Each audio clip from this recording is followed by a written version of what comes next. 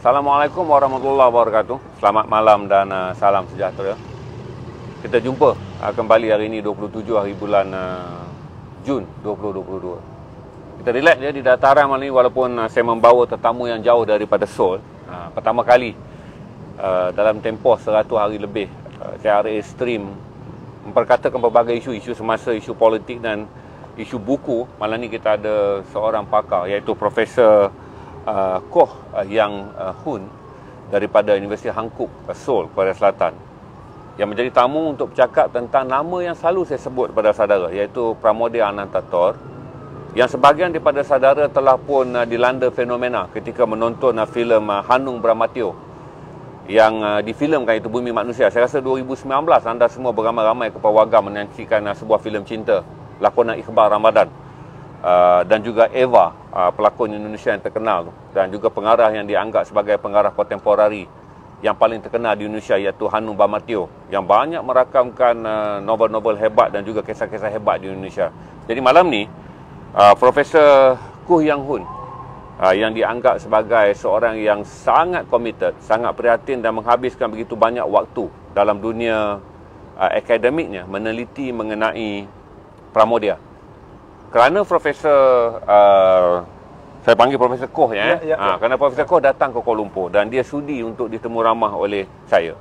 Dan kerana kita banyak bercakap tentang Pramoedya, lelaki yang kita anggap sebagai bapa besar dalam sastra Melayu, orang yang selalu menyebut perkataan Melayu besar, novel yang bercakap tentang pertentangan kelas, novel yang bercakap tentang ideologi, novel yang merakamkan zaman-zaman penghujung abad yang ke-20 hingga penghujung abad yang ke-19 hingga awal abad ke-20. Dalam 4 novel dia yang saya sebut tu, iaitu Bumi Manusia, Anak Semua Bangsa, Jejak Langkah dan Rumah Kaca. Pertama saya akan tanya dengan Profesor Koh. Begitu banyak profesor, dan profesor orang daripada Korea, begitu banyak penulis-penulis besar, sama ada melangkah ke seberang Korea bertemu dengan Yasubari Kawabata atau Yukio Mishima yang sangat terkenal, atau yang lebih baru iaitu Haruki Murakami. Tapi profesor memilih Pramoedya. Apa yang sebenarnya membabitkan Pramoedya? Ya, yang tadi saya sebutkan nama-nama penulis itu bukan penulis Korea, mereka Jepun. Ya, Jepun, di seberang Korea. Sebenarnya saya masuk ke universiti di Korea, terus saya menjadi salah seorang mahasiswa di Jabatan Pengajian Melayu Indonesia, dan saya sempat bertemu dengan Pak Pram. Maksud saya karya-karya Pak Pram. Jadi saya meneliti dan membaca buku-buku Pak Pram itu begitu luas wawasannya. Jadi saya ambil keputusan kalau sudah tamat dari universiti ini, saya nak belajar lebih lanjut di Indonesia ataupun Malaysia. Jadi selepas itu saya terus ada minat tentang karya-karya Pramoedya Anantathor. Sejak bila bercakap bahasa Melayu dan berapa lama Prof Koh? Sebenarnya saya masuk universiti di Korea tahun 1977. Dan belajar bahasa Melayu daripada tahun itu? Ya. Berapa lama menguasai bahasa Melayu yang baik seperti sekarang? Sudah lama. Jadi saya selesai PA dan MA di Korea. Habis itu tahun 86 saya ke Malaysia. Dan di waktu itu bukan Akademi Pengajian Melayu, waktu itu Jabatan Pengajian Melayu. Saya buat MA tentang teater Malaysia. Teater Malaysia Moden. Terus untuk PhD-nya sebenarnya saya nak buat PhD Indonesia. Maksudnya kerana nama jabatan kami Jabatan Pengajian Melayu dan Indonesia. Jadi saya nak mendalami sastra Melayu dan sastra Indonesia juga. Terus saya ke Indonesia untuk buat PhD-nya. Tapi waktu itu buku-buku Pak Pram dilarang beredar di Indonesia. Dan orang-orang Indonesia yang simpan buku Pak Pram pun sudah salah. Maksudnya dianggap ada satu contoh, anak-anak di UGM, Gadjah Mada University, mereka memfotokopi buku-buku Pak Pram dan menjual. Karena buku-bukunya dilarang beredar, banyak orang Indonesia ingin baca buku-buku Pak Pram. Jadi ada yang banyak kalangan yang mau membaca buku Pak Pram. Jadi anak-anak UGM Gadjah Mada University memfotokopi buku Pak Pram dan menjual. Mereka ditangkap, dipenjarakan selama 8 tahun. 8 tahun? Ya. Kerana memiliki buku Pramoedya Anantathur? Ya. Jadi waktu itu di Universitas Indonesia UI namanya. Jadi tidak ada satu orang pun nak menjadi penyelia saya. Kerana takut Takut. ditaruh bersekutu dengan Pramoedya yang ditakuti oleh kepimpinan Soeharto dan nanti dipenjara. Ya. Jadi selama 2-3 tahun saya mengumpulkan bahan-bahan untuk tesisnya gitu. Terus saya bawa balik bahannya itu dan selesaikan tesisnya di UM lagi. Okey. Ya. Tuan-tuan dan puan yang baru masuk, malam ni kita bercakap tentang Pramoedya Anantathur. Seorang penulis yang pernah saya sebut bahawa bukunya Bumi Manusia yang saya baca pada usia 18 tahun. Bukunya lah yang banyak menyelamatkan saya. Yang pernah saya kongsi dengan saudara tentang 3 buah buku yang sangat mempengaruhi personaliti saya. Salah satu adalah buku Bumi Manusia karya Pramoedya Anantathur, dan satu lagi adalah buku The Mask karya Francisco Senior Jose, dan sebuah lagi adalah buku Nectar in the Sea karya Kamala Markandaya. Malam ni kita jumpa orang yang menghabiskan masa akademiknya sejak tahun 1980-an mengkaji Pramoedya Anantathur. Beliau ingin ke Jakarta untuk belajar di Universiti Indonesia. Tetapi pada zaman tersebut, karya-karya Pramoedya diharamkan. Seperti kata Profesor Koh, seorang yang memiliki salinan fotokopi buku Pram Bumi Manusia dihukum penjara 8 tahun. Apa yang menjadikan Pram sangat ditakuti? Selalunya, kata orang, ditakuti kerana pengaruhnya yang sangat kuat.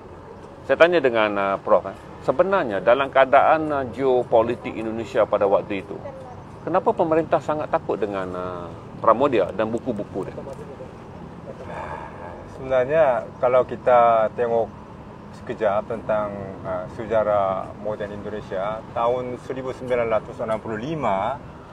ada Gestapo, maksudnya peristiwa Gestapo. Ya. Jadi sebenarnya Partai Komunis Indonesia, maksudnya Parti Komunis Indonesia itu bukan pertama kali di kawasan Asia. Kalau Cina 1921, kalau Indonesia 1920. Jadi satu kebijakan Presiden pertama Indonesia Soekarno itu sistem Nasakom. Nasakom maksudnya nasionalis plus komunis. A itu agama, O itu komunis. Jadi Presiden Soekarno melindungi 3 pihak.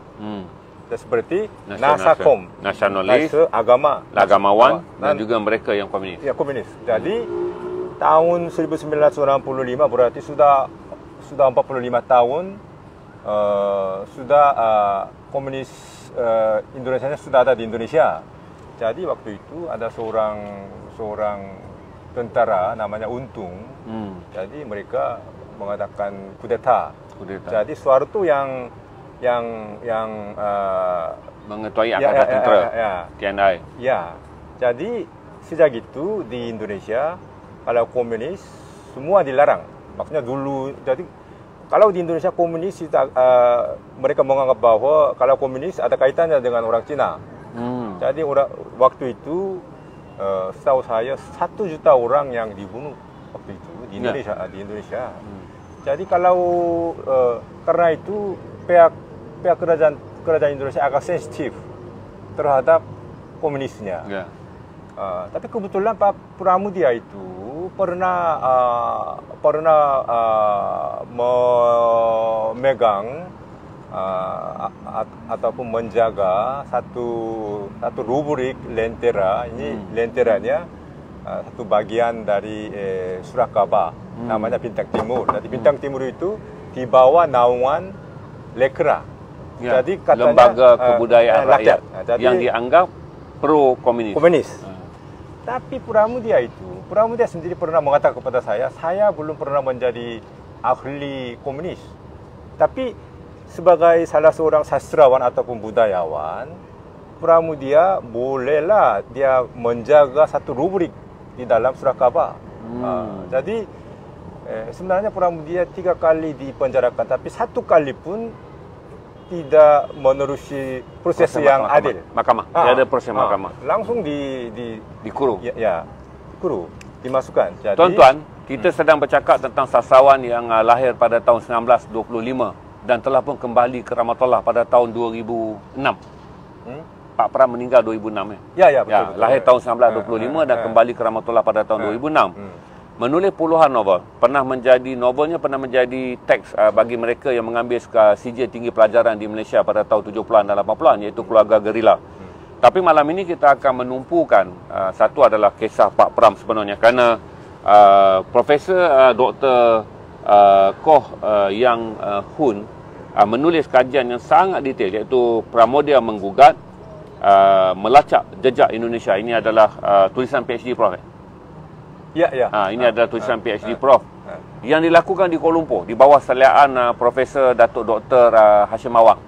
Berarti sebab itulah bahasa Malaysianya mirip bahasa Melayunya mirip bahasa Malaysia. Walaupun beliau membuat kajian tentang seorang penulis hebat di Indonesia, Pramodia Anantatur, tapi beliau tidak berani ke Indonesia dan Indonesia juga tidak menerimanya. Kerana pada tahun 80-an ketika Profesor Koh sedang mencari tempat untuk belajar, Indonesia sedang giat cuba menghapuskan Pramodia daripada sejarah Indonesia. Apa yang Prof temui dalam kajian Prof yang menjadikan Prof merasakan pada malam ni kita berbincang, Pram tidak wajar dilupakan? Yalah, jadi sebelumnya saya yakin ataupun saya kira orang Malaysia, orang Melayu bolehlah merasa bangga karena Pramudia menulis dalam bahasa Indonesia. Kita sudah tahu bahwa bahasa Indonesia itu berasal dari bahasa Melayu. Jadi itu maksudnya sebenarnya bukan bahasa Indonesia, itu persis bahasa Melayu kan. Yep. Jadi kalau kita ke Amerika, mereka menggunakan bahasa Inggris, tapi istilahnya tetap bahasa Inggris kan, bukan bahasa Amerika kan. Yep. Jadi Pramudia menulis karya-karya unggul dan dalam bahasa Melayu itu saya sangat iri hati karena di Korea tidak ada sastrawan seperti itu. Jadi kalau menurut kajian saya itu ada beberapa kata kunci, keyword yang boleh menghuraikan dunia pemikiran Pramudia Anantatur. Yang salah satunya itu kemanusiaan gitu. Karena Habe Yasin, salah seorang kritikus Indonesia yang terkenal, HB Yasin. HB Yasin yang begitu terkemuka pun pernah mengatakan bahwa Pramudia tidak pernah menganut satu isme. Jadi kalau kita ada orang yang menganggap dia seorang komunis, itu sudah salah. Di dalam buku ini saya panjang lebar menghuraikan buktinya Pramudia bukan seorang komunis. Dan seperti dikatakan tadi, Pramudia sendiri pernah mengatakan kepada saya belum pernah menjadi seorang ahli komunis. Itulah. Jadi kemanusiaan itu merupakan satu benang merah yang boleh menghuraikan dunia pemikiran Pramudia Anantatur. Jadi di bawah kemanusiaan itu ada perjuangan orang Indonesia terhadap pihak penjajah, terus ada yang perhatian kepada kaum wanita, kaum perempuan dan lain-lainnya. Dan nasionalisme pun sama juga. Kalau nasionalis itu sebenarnya satu syarat yang paling utama itu harus dibebaskan dari pihak penjajah. Itu jadi kita bisa mengkaitkan beberapa kata kunci itu dengan satu kata kunci besar, yaitu kemanusiaan gitu. Ya. Saya heran apa? Kalaulah kita baca semua karya Pram daripada tetraloginya yang panjang 4 buah tu, termasuk juga kumpulan-kumpulan cerpennya seperti kumpulan Ratu Pantai Blora, saya tak pernah nampak kata Pram menanam ideologi komunis. Langsung tak ada. Semua cerita Pram adalah tentang kemanusiaan, kampungnya, neneknya yang sangat disayanginya, iyalah. Pendidikannya datang daripada keluarga bangsawan, tetapi dia mencintai orang bawahan. Dia sangat marahkan Belanda. Dia menentang Indonesia yang sangat konservatif. Tapi saya fikir kata Prof lebih melihat sastra Melayu daripada kacamata seorang Korea tentang labeling, memberi pertuduhan mengenai komunisme.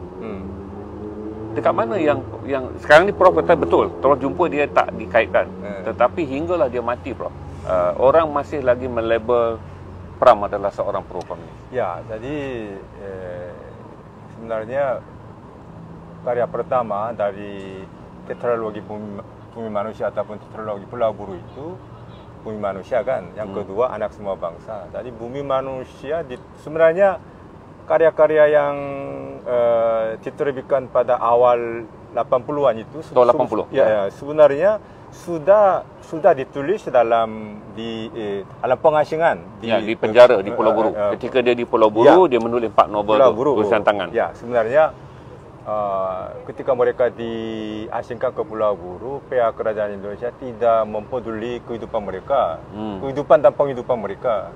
Tapi jadi Pramudia tidak boleh menulis satu ayat pun karena dia tak ada mesin type-nya. Tapi 1973 seorang general namanya Sumitro, dia mengunjungi Pulau Buru dan dia menghadiahkan mesin type. Itu maknanya pihak kerajaan Indonesia memberi izin kepada Pramudia untuk menulis. Tapi kalaupun sudah boleh tulis, hasil tulisannya semua harus diserahkan kepada pihak kerajaan Indonesia. Tapi Pramudia masuk akal, dia pakai carbon copy. Carbon copy. Jadi carbon copy. Carbon kopinya. Okay, jadi salinan. Salinannya. Jadi aslinya diserahkan kepada kerajaan Indonesia. Salinannya dia disimpan. Langsung dia dibebaskan dari Pulau Buru bulan September 1979. Dan tahun berikutnya, tahun 1980, 17 hari bulan Ogos itu hari kemerdekaan Indonesia kan. Langsung diterbitkan buku ini kan. Jadi kalau dia tulis maksudnya selepas dia dibebaskan, mana mungkin dia tulis setebal itu.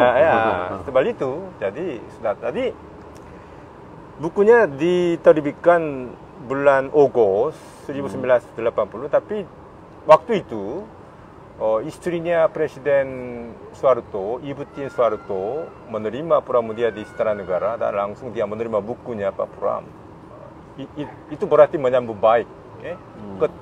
Maksudnya terbit bukunya Pak Pramudia. Terus waktu itu Wakil Presiden Adam Malik, dia pernah mengatakan bahwa buku ini harus difilmkan. Karena di dalam buku Bumi Manusia itu ada unsur-unsur perjuangan orang Indonesia terhadap pihak penjajah. Jadi harus difilmkan supaya generasi sekarang boleh tahu perjuangan nenek moyangnya. Tapi 1 tahun kemudian, hampir 1 tahun lah, bulan Mei 1981, tiba-tiba buku ini dilarang beredar. Itu sudah salah. Kenapa salah? Buku ini dituliskan dalam bahasa Indonesia, bukan bahasa Korea, bukan bahasa Rusia. Jadi kalau seandainya orang Indonesia tahu, memahami buku ini mempunyai ciri pertengahan kelas, semestinya buku ini dilarang beredar bulan September ataupun bulan Oktober tahun 80 kan. Tapi ambil masa setahun. Ya, hampir setahun lagi baru dilarang beredar. Di sini ada masalah apa? Saya di sini mau tekankan bahwa pengkritik sastra punya tugas itu sangat penting. Karena kesimpulannya yang memberi dalih kepada pihak kerajaan Indonesia itu seorang ahli sastra. Dia memang orang Indonesia tapi dia mengajar di UN University Malaya, Pak Umar Yunus. Dia menulis satu artikel di dalam Dewan Sastra pada bulan Mac 1980. Terus 1 bulan kemudian artikelnya kertas kerjanya dimuat lagi di dalam satu majalah di Indonesia namanya Persepsi. Dan bulan Mei dilarang beredar. Tapi analisis Umar Yunus itu sangat tidak masuk akal, tidak waras. Contohnya, dulu Pramudia menggunakan nama dia Pramu, jadi PRUMA, PRAMU seperti itulah. Pramu. U itu. Tapi kalau menurut ejaan Belanda, U itu OI kan. Yeah, OI. Jadi ini ada banyak contoh, tapi salah satunya itu Umar Yunus mempersoalkan ejaan itu. Pramudia dulu pakai U tapi sekarang OI. Ini satu pertentangan yang serius. Jadi ini pertentangan kelas. Mana mungkin ada ejaannya itu menunjukkan pertentangan. Jadi memang saya juga salah seorang pengkritik sastra Indonesia dan Malaysia, sastra Indonesia dan sastra Malaysia. Tapi kita harus hati-hati untuk menulis satu kritik sastra. Jadi ketidakwarasan seorang pengkritik sastra bolehlah menjatuhkan seorang sastrawan ataupun sebuah novel ke neraka.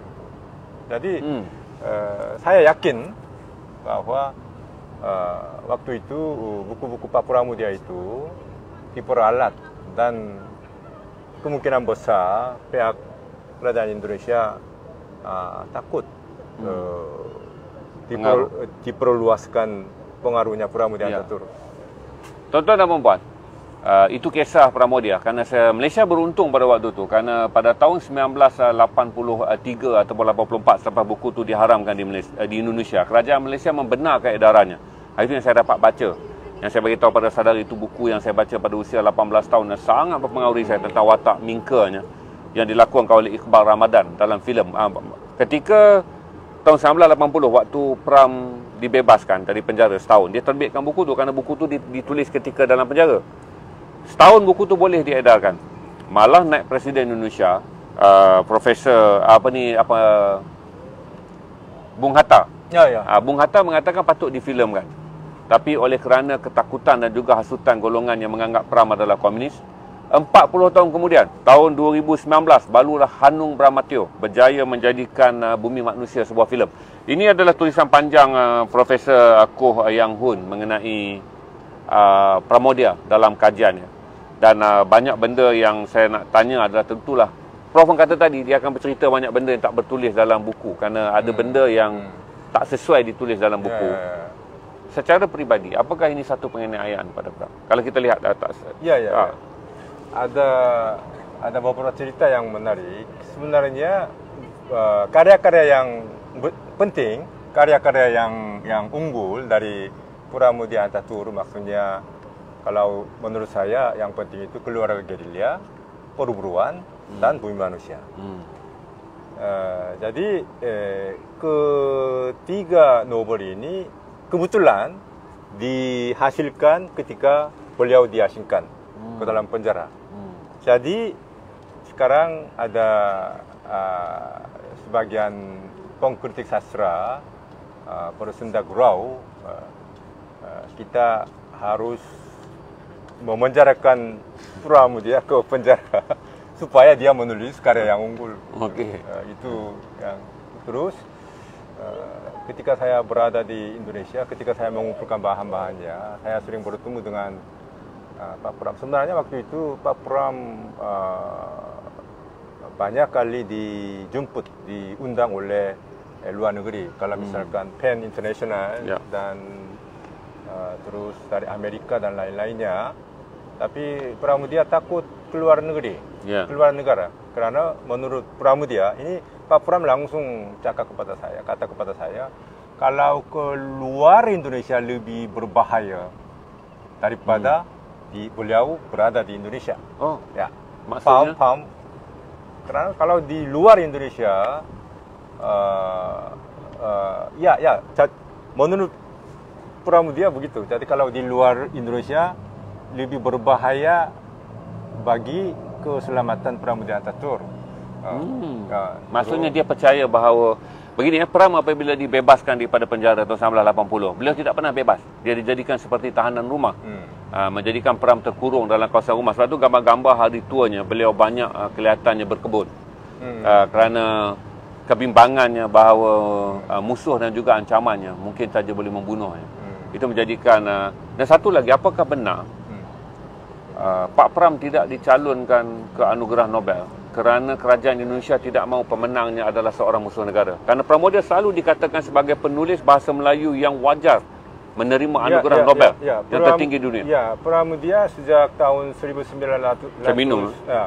Maksudnya pertengahan 80, Pak Pram terus dicalonkan sebagai pemenang hadiah Nobel. Terus tahun 1986, Pak Pram hampir menerima hadiah Nobel. Waktu itu Wole Soyinka, seorang penyair Afrika yang menerima hadiah Nobel. Ya, Wole Soyinka. Ya, Wole Soyinka. Buktinya sebenarnya HB Yassin menerima satu sepucuk surat dari seorang penyair Indonesia. Kebetulan waktu itu dia bertugas di BBC Indonesia. Namanya Eka Budianta, penyair Indonesia. Jadi waktu itu pada suatu hari, maksudnya pada liburan cuti hari Natal, mereka berkumpul di kediaman rumah Duta Besar Indonesia untuk Inggris. Ke England. Jadi waktu itu bekas Duta Besar mengatakan bahwa tahun ini Pramodia tidak berhasil menerima hadiah Nobel berkat kemenangan diplomasi Indonesia. Mengerti? Paham? Berarti waktu itu tahun 86 pihak kerajaan Indonesia berusaha keras supaya Pramodia tidak menerima hadiah Nobel. Jadi diplomat yang menjalankan kerja, mempengaruhi Akademi Sweden ataupun ekonomi Swedia untuk tidak menamakan seorang rakyat Indonesia yang dimusuhi oleh pemerintahnya. Ya, jadi ini bukan saya yang katakan, ini satu surat Eka Budianta kepada HB Yassin, tapi waktu itu Eka Budianta juga berada di sana, di England. Jadi dia tahu rahsia bahawa ada kumpulan pelobi Indonesia di peringkat diplomat mendesak Akademi Swedia untuk tidak menganugerahkan Pram sebagai Nobel Prize. Jadi saya tidak tahu memang pihak Swedia. Ini tak pernah dengar ni rahsia ni. Ini penting Prof tulis cakap Melayu. Pihak Swedia dipengaruhi ataupun tidak, saya tak kisah. Tapi ada usaha itu penting. Jadi malam itu Eka Budianta menulis surat kepada Pak HB Yassin, sambil menangis dia menulis surat. Kerana dia sedih. Ya, sedih sekali. Kerana ikut dan cerita Eka Budianta berada di England. Beliau penulis tapi bekerja dengan BBC England. Jadi dia ada banyak akses maklumat. Bila dia tahu bahawa wujud konspirasi untuk tidak memenang, konspirasi di kalangan diplomat Indonesia untuk tidak memenang apa penulis Indonesia berlaku. Maka dia menulis surat kepada HB Yassin, adalah seorang pengkritik Indonesia senior yang dihormati dan sangat dikagumi. Jadi dia sebagai penulis menulis kepada seorang yang dianggap bapa sastra Indonesia, iaitu HB Yassin, mengatakan sedang berlaku usaha untuk menjadikan Pramodia tidak menerima anugerah. Ini benda baru saya dengar, Prof. Ya, jadi saya pun pernah dengar juga dari Pak Pram.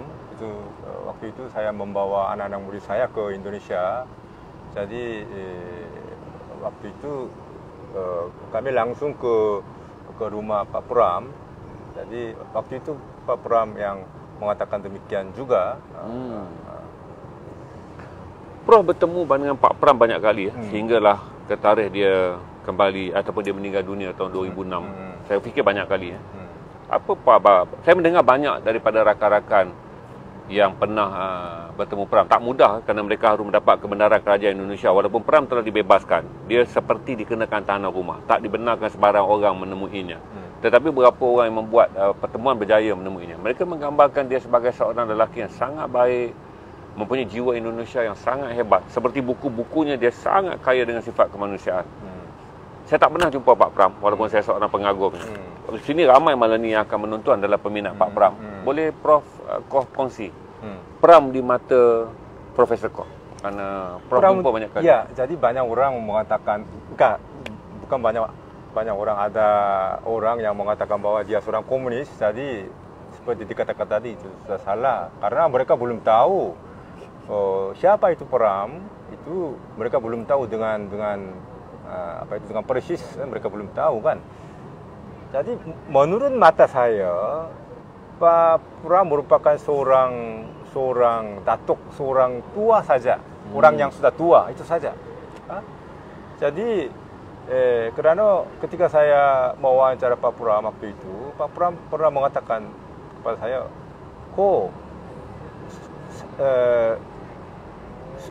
saya sudah menulis apa yang sudah ingin saya tulis.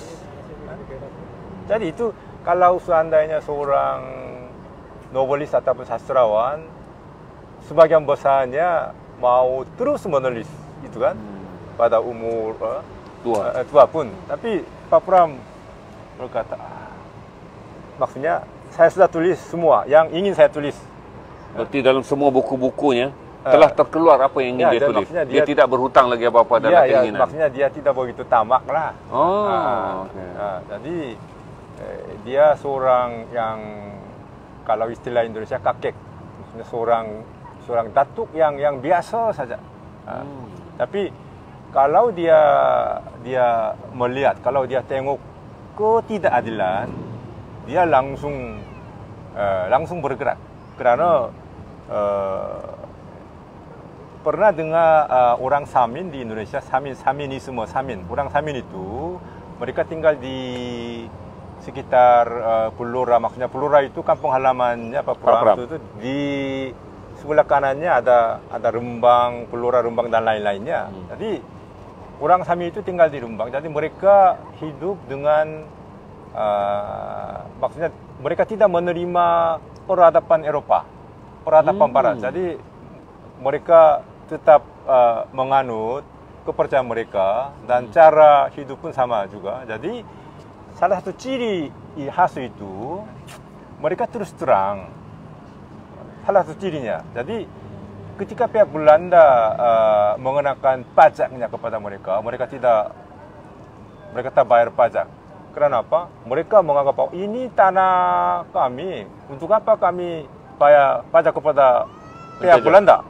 Jadi walaupun mereka dianiaya, maksudnya ditampar dan lainnya, mereka tetap ditampar tapi tetap tidak mengatakan tidak. Itunya salah satu cirinya orang Samin. Orang Samin. Pramudia. Orang Samin? Ya, orang Samin. Jadi Pramudia pernah mengatakan kepada saya mengakui Samin, mengakui gerakan Samin. Jadi justru itu kalau Pramudia, kalau dia tidak suka, dia langsung bicara. Dia langsung kata, saya tidak suka anda seperti itu. Ini menjadikan Jakarta dan menjadikan pemerintah Indonesia tak senang pada Pram. Bapak, Prof. Ya. Pak Pram dipenjara 3 kali. 3 kali. Hampir keseluruhan hidupnya yang aktif dihabiskan di penjara. Termasuklah pemenjaraan yang lama di Pulau Buru. Dia hanya menikmati dunia bebas tahun 79. Berarti tahun 25, tahun 79 usianya sudah pun 50-an. Kemudian dibebaskan dan ditahan di rumah daripada tahun 80 hingga tahun 2005, berarti 26 tahun. Dia masih lagi hidup sebagai banduan.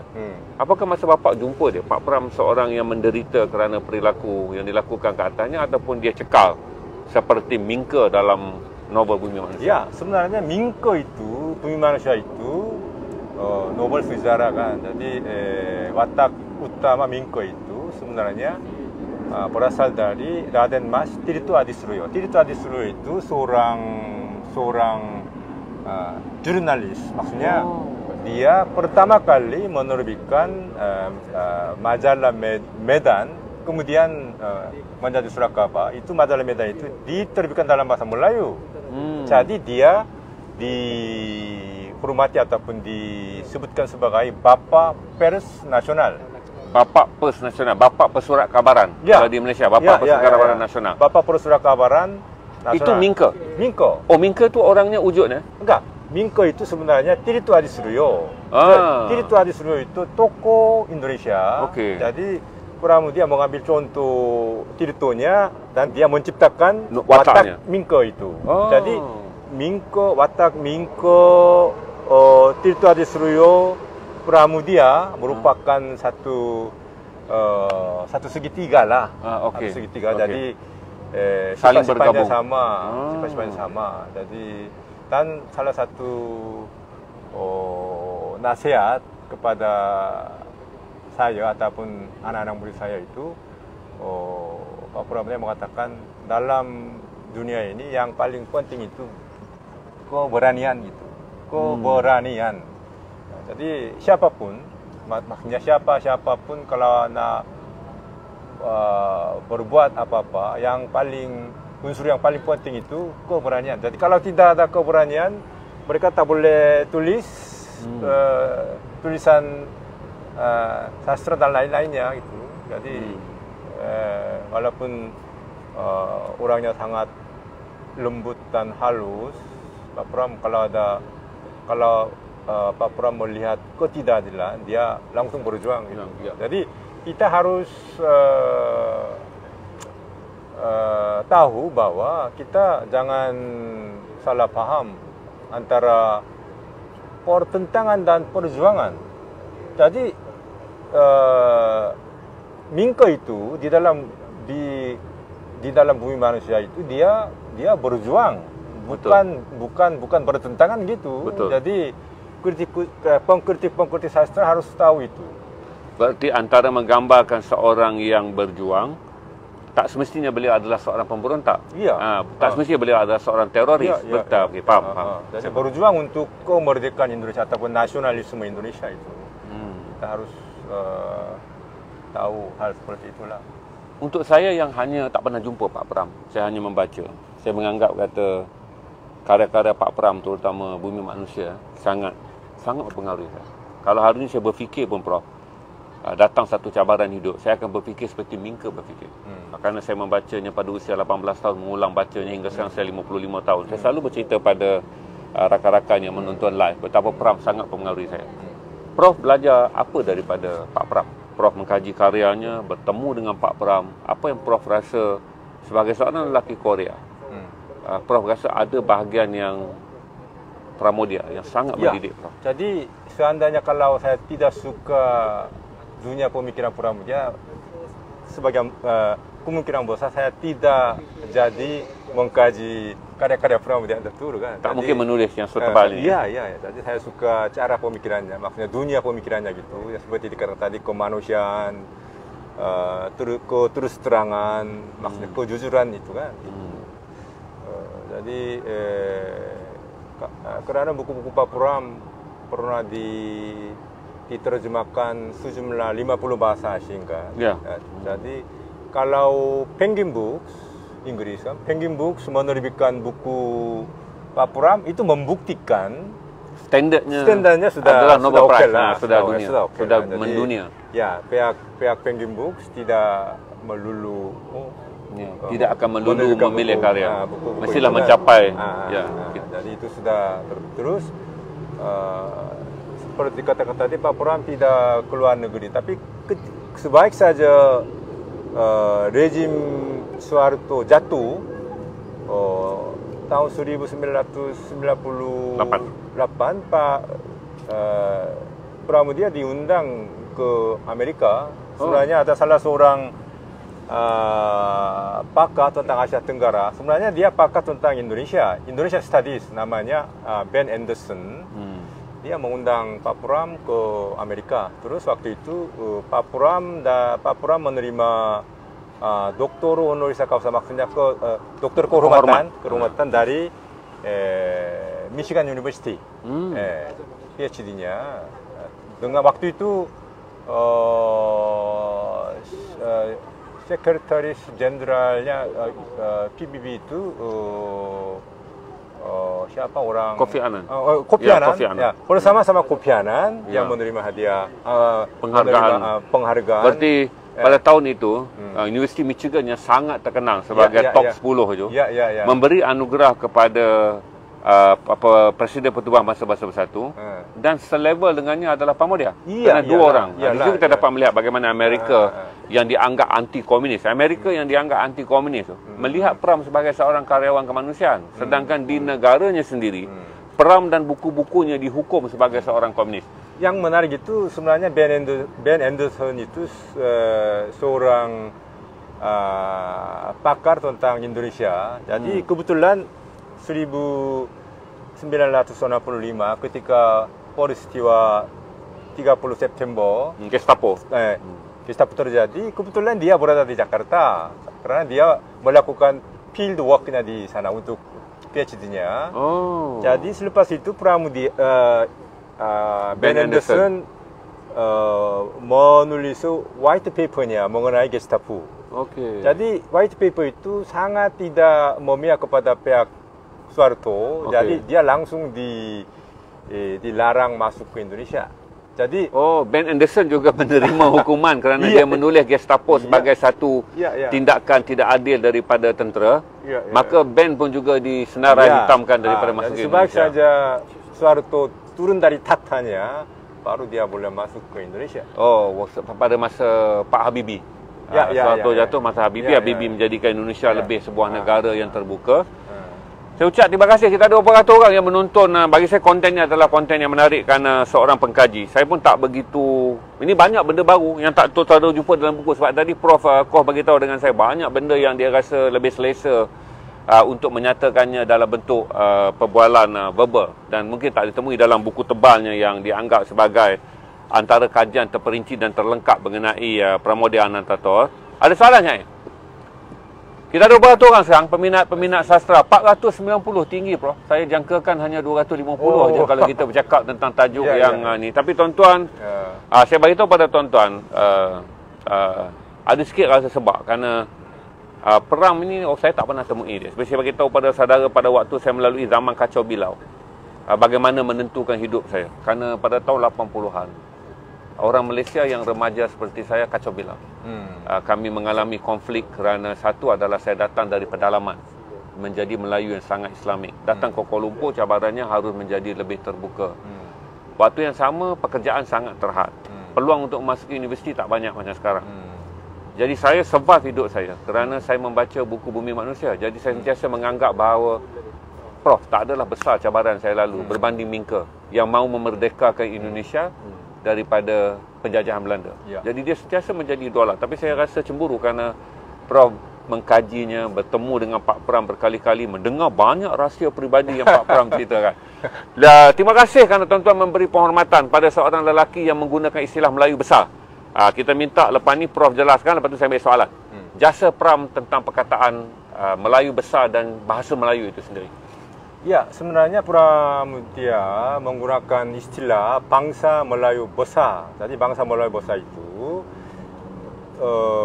ketika watak utama Mingke itu, dia sebenarnya itu sangat penting karena kalau kita menurut sejarah Indonesia, satu gerakan nasionalisme yang pertama itu oleh Budi Utomo. Jadi Budi Utomo itu 1908. 1908. Tapi Mingke ini sebenarnya Pramudia pernah mengajar sastra dan sejarah sebelum dia diasingkan ke Pulau Buru. Jadi di salah sebuah universiti di Jakarta. Jadi waktu itu Pramudia mengumpulkan banyak bahan-bahan mengenai sejarahnya. Jadi saya suka menggunakan istilah Pramudia suka menyisir sejarah Indonesia kembali. Jadi dia mau memperbaiki sejarahnya. Bukan memperbaiki. Jadi maksudnya mau mentafsirkan sejarah Indonesia menurut pandangan Pramudia. Jadi Mingke ini dia mengadakan satu pergerakan itu, pergerakan nasionalisme namanya Syarikat Dagang Islamiyah. Jadi Syarikat Dagang Islam, kemudian namanya diganti Syarikat Islam. Jadi ini yang penting itu Islam ini penting. Maksudnya nasionalisme di Indonesia itu dilakukan oleh kalangan orang Muslim, orang Islam. Terus dia menggalakkan menggunakan bahasa Melayu. bukan bahasa Jawa. Karena walaupun pergerakannya itu di Pulau Jawa, tetapi Pram pada tahun-tahun tersebut telah menulis ataupun telah berjuang dengan mengatakan bahawa bahasanya mestilah bahasa Melayu. Ya, kenapa? Kalau Budi Utomo menggunakan bahasa Jawa, nasionalisme Indonesia itu terlihat pada Pulau Jawa saja. Tapi Indonesia lebih luas daripada Pulau Jawa. Kan Pulau Jawa merupakan hanya 6% dari seluruh tanah Indonesia kan. Betul. Jadi waktu itu bahasa Melayu sudah menjadi lingua franca. Jadi pedagang Maluku, pedagang Melaka berdagang ke Maluku. Jadi di pesisir kepulauan Indonesia sudah digunakan bahasa Melayu sebagai lingua franca. Jadi Syarikat Islam ini digunakan 1906. 2 tahun lebih awal sudah ada gerakan nasionalisme. Tapi kenapa ini tidak diakui oleh pihak kerajaan Indonesia? Karena Syarikat Islam itu kemudian berkembang menurut kerajaan Indonesia ini ada kaitan dengan komunis Indonesia. Jadi sengaja dilarang. Jadi kalau kita menurut wawasannya jauh lebih besar daripada Budi Utomo. Jadi Budi Utomo itu hanya terhad pada Pulau Jawa. Tapi Pak Pramoedya mahukan bahasa Melayu menjadi bahasa penyatu. Ya, jadi nasionalisme Indonesia itu bukan nasionalisme Jawa kan. Seluruh Indonesia, seluruh kepulauan Indonesia. Jadi untuk itu harus digunakan bahasa Melayu. Itu disebut Melayu besar. Ya, jadi bahawa merangkumi semua. Ya, jadi kalau menurut Pak Pram, bangsa Melayu besar itu orang-orang yang menggunakan bahasa Melayu dan menganut agama Islam. Itu telah menjawab soalan Fazli Sky. Itu boleh disebut sebagai bangsa Melayu besar. Itu kredit kepada Pak Pram. Ya. Walaupun dituduh komunis, sebab kalau pergi pada susul sejarah, beliau patut dilihat pada titik bagaimana menggerakkan satu adalah Syarikat Islam, gerakan nasionalis Indonesia. Yang kedua, walaupun berpangkalan di Pulau Jawa, Pak Pram telah menyadari bahawa untuk menggerakkan keseluruhan Melayu besar, mesti menggunakan bahasa Melayu. Jadi ada orang-orang Jawa yang banyak komplain, kenapa Jawa harus dikalahkan oleh Melayu. Jadi Mingko maksudnya Pramoedya memberi jawaban, zaman sekarang itu zaman praktis. Kalau yang tidak praktis kalah. Jadi bahasa Melayu. Saudara perlu membaca lebih novel praktis, Bumi Manusia. Karena Pram menyebut tentang ini adalah latar tahun 1880 hingga 1940-an. Tapi buku Bumi Manusia itu 1880 hingga 1910 lebih kurang begitu. Bagaimana Pram pada waktu itu telah menerapkan dalam novelnya bahawa sekiranya Indonesia ingin menjadi bangsa yang praktis, iaitu sesuatu yang wajar dan logik dilakukan dengan demand masa, buang semangat Jawa, ambil semangat Melayu dan membentuk bangsa Indonesia sebagai keluarga Melayu besar. Saya fikir menarik sejarah yang Prof kupas untuk orang lebih memahami kepentingan Pramoedya Anantathur. Bukan saja sebagai penulis, tapi sebagai penaratif kepada pembentukan Melayu besar. Menjadikan wilayah kepulauan Melayu yang kita sebut hari ini sebagai rumpun Melayu pun, Pramoedya telah menyatakannya itu sebagai perlu. Jadi Pramoedya langsung menggunakan istilah bangsa Melayu besar dalam buku Pulau Buru. Kita dah 45 minit. Ada kata-kata akhir daripada Prof Koh? Ya, jadi seperti dikatakan tadi, orang Malaysia, bangsa Melayu, bolehlah merasa bangga karena bahasa Melayu digunakan oleh Pramoedya Anantathur. Jadi seperti dikatakan tadi, Pramoedya menulis karyanya dalam bahasa Melayu. Jadi di dalam buku Bumi Manusia itu, Pramoedya sengaja coba menggunakan istilah-istilah Melayu seperti ince dan lain-lainnya itu ada untuk menghilangkan maskang yang terlampau kejawaan. Maksudnya waktu itu, maksudnya awal abad ke-20, bahasa Melayu itu seperti yang ada di buku Bumi Manusia. Jadi sebagai salah seorang sejarawan itu, Pramoedya sengaja menggunakan istilah-istilah Melayu di dalam bukunya. Saya baru sedar, kena baca balik ni untuk melihat bagaimana Pram secara perlahan dan secara menyusup menggunakan novelnya untuk menggunakan kata Melayu bagi menggantikan kata konservatif Indonesia, seperti tidak lagi menggunakan kang dan mas tapi menggunakan encik, tuan, iaitu bahasa-bahasa yang dipengaruhi daripada perkataan Melayu dan Kepulauan Melayu. Tengok orang dah kaji tuan-tuan, dia mengkaji sampai term yang kecil-kecil tu untuk menggambarkan kecintaan Pram bagi mengukuhkan bahawa Pram adalah orang memperjuangkan agenda bahawa sekiranya Indonesia mahu menjadi sebuah negara nasionalis, bahasa Melayu perlulah menjadi bahasa bangsa Indonesia. Itu dia sebut bahasa Melayu besar. Terima kasih Prof. 45 minit sudi datang dalam set yang sangat berlatar Kuala Lumpur, tapi saya fikir majlis sangat akademik. Seorang yang hidup lebih hampir 38 tahun dengan karya Pram. Saya pun belajar banyak benda daripada Prof. Seorang intelektual yang menjalankan kajian dan menghasilkan buku dan banyak kajian mengenai Pramodia. Sejak tahun 80-an tuan-tuan, datang ke Kuala Lumpur, mengambil dia punya master sarjana dia tentang sastra, kemudian meneruskan pengajiannya tentang Pram pada era dia tak boleh ke Indonesia kerana memiliki buku Pram di penjara 8 tahun. Jadi beliau menyiapkan tesis PhD-nya mengenai Pram di Kuala Lumpur. Dan kita berterima kasih kerana kali ini Prof kembali lagi ke Kuala Lumpur untuk berkongsi dengan rakyat Malaysia mengenali Pram sebagai seorang bukan lelaki Jawa, tetapi lelaki yang memperjuangkan apa itu disebut Melayu besar. Okey. Terima kasih.